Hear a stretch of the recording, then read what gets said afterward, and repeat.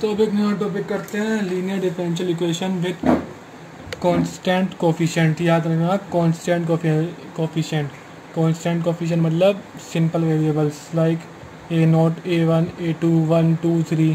तो ये कोफिशिएंट्स है, ये कांस्टेंट है। कोफिशिएंट मतलब जो आगे होते हैं। तो इसमें हम क्या करेंगे, ये कुछ रूल्स हैं जो मैंने लिख लिए हैं। डी बाई डी एक्स को हम डी लिख सकते हैं, d square by d x square को हम डी स्क्वायर लिख सकते हैं, d n by d x के एन को हम डी की पावर एन लिख सकते हैं। ऐसे इक्वेशन होगी, इसे हम ऐसे लिख सकते हैं। बेसिकली हमने डी, ये हमारे एफ वाई है, एफ डी और वाई बाहर equals to Q.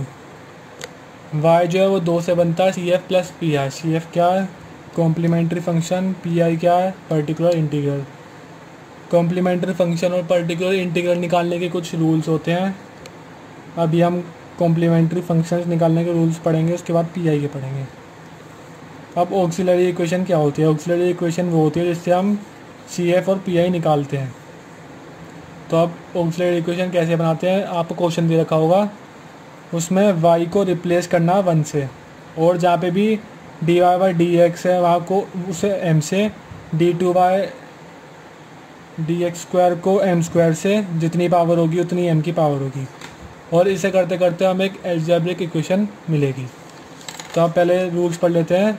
Rules for finding c f. मान लेते हैं रूट होते हैं, जैसे हम किसी अलजेब्रिक इक्वेशन को सोल्व करते हैं तो रूट्स निकालते हैं ना, तो वैसी है। मान लेते हैं रूट्स हैं m1, m2, m3। अगर आपको रूट्स का नहीं समझ आया तो मैं आपको एग्जांपल के थ्रू अभी समझाऊंगा। तो पहले रूल्स पढ़ लेते हैं।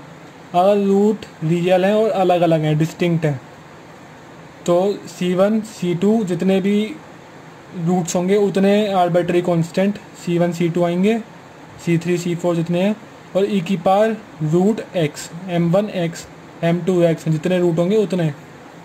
अगर रूट्स इक्वल हुए तो C1 प्लस C2 x और e की पावर m1 x, या सिंपल mx, क्योंकि m1, m2, m3, m4 सब इक्वल होंगे m के।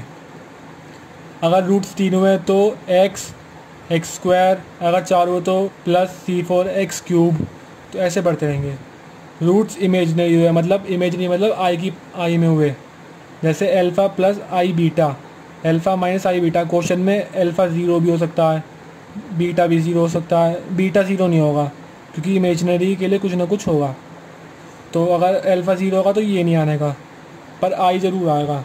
तो इमेजनरी हो तो e की power alpha x, C1 cos beta x plus C2 sign beta x.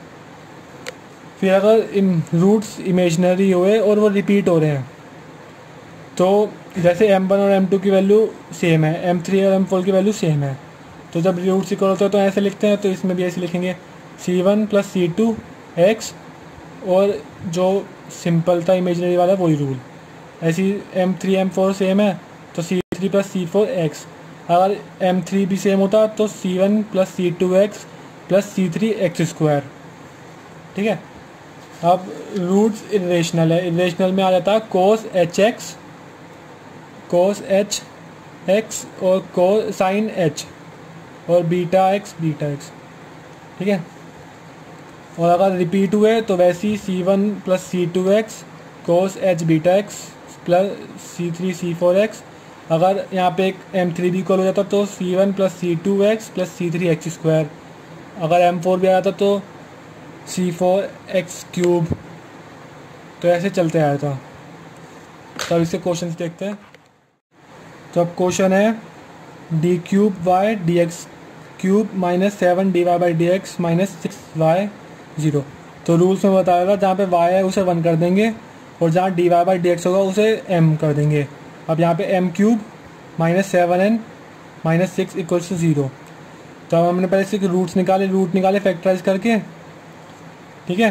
Factorise कैसे करा, यहाँ पे m क्यूब, यहाँ पे 6 1 जा 6, यहाँ पे कोफिशिएंट क्या है 1 और यहाँ क्या है 6, तो 6 1 जा 6।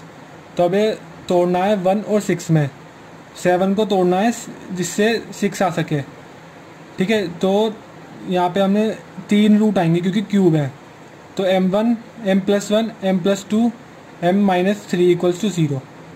तो इसके 3 रूट्स आ गए। अब 3 रूट आए हैं तो रूल 1 के हिसाब से रियल है और डिस्टिंक्ट है, तो C1 e की पावर -x, C2 e की power -2x plus C3 e की पावर 3x। Pi 0 है क्योंकि इसका RHS 0 है। y क्या होता है CF प्लस Pi, तो CF की वैल्यू रख दी और ये हमारा C1 C2 C3 arbitrary constant है। अब देखते हैं इसके जिसको रूट्स निकालने ले आते हैं वो एक बार देख लेते हैं। इसमें हम हिट एंड ट्राई यूज़ करते हैं, तो हमने पहले 1 रखा, तो 1 - 7 - 6 ये इक्वल्स टू 0 नहीं है।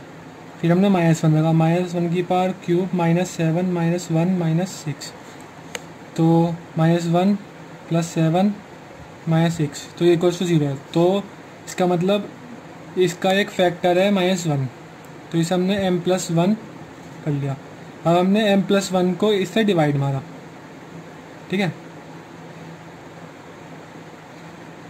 तो अब हमने डिवाइड करा तो m³ है, यहाँ पे m है तो m² से मल्टीप्लाई करी तो आया m³ + m², sign change cancel, -m² -7m -6।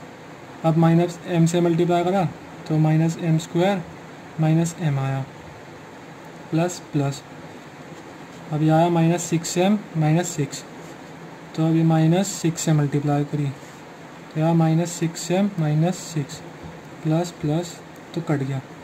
तो अब इसका एक फैक्टर आ गया m² -m6, तो 6 × 1 = 6, ठीक है। इसका कोफिशिएंट और उसका कोफिशिएंट 6 × 1 = 6। तो अब हमें इसे ऐसे ब्रेक करना है जो 6 आए, जैसे 2 और 3, तो 2 और 3 हो सकता है नहीं हो सकता, देखते हैं। m² - 3m + 2m - 6, m common लिए m - 3 + 2m - 3, तो m - 3 m + 2, वो पहले से ही हमारा एक फैक्टर बन रहा है m+1 इक्वल्स टू 0, तो 3 आ गए m - 1 - 2 और 3, ठीक है। यही है इसके फैक्टर्स। अब दूसरा एग्जांपल देखते हैं, d³ - 3d² + 4, तो d को चेंज करा m में, क्या इसके फैक्टर्स निकाले। अब फैक्टर्स एक अलग आया और बाकी 2 सेम आए। जब सेम आ जाते हैं तो C1 + C2x, तो C1 आ गया तो C2 + C3x और e की पावर 2x। Pi 0 है क्योंकि इसका RHS 0 है। अब एग्जांपल 3 देखते हैं, d4 - n4y = 0, तो d को चेंज करा m में, n रहेगा। तो अब जैसे a² - b² होता है वैसे ही है, a की पावर 4 - b की पावर 4, तो इसे स्प्लिट करा, इसके रूट्स आए, एक तो सिंपल आया और एक आया इमेजनरी। तो सिंपल वाले के लिए हम रूल 1 लगाएंगे और इमेजनरी वाले के इमेजनरी वाला रूल कोस में आता है, कोस nx। और इससे जब मैंने बताया था ना अल्फ़ा + बीटा i, तो इनमें अल्फ़ा 0 है और बीटा है हमारा n, तो हमने पुट करी वैल्यू और 0, और Pi 0 है तो y निकाल लिया, y = CF + Pi, C1 C2 C3 C4 इनमें आर्बिट्री कांस्टेंट है। बस इसमें इतना ही, थैंक यू।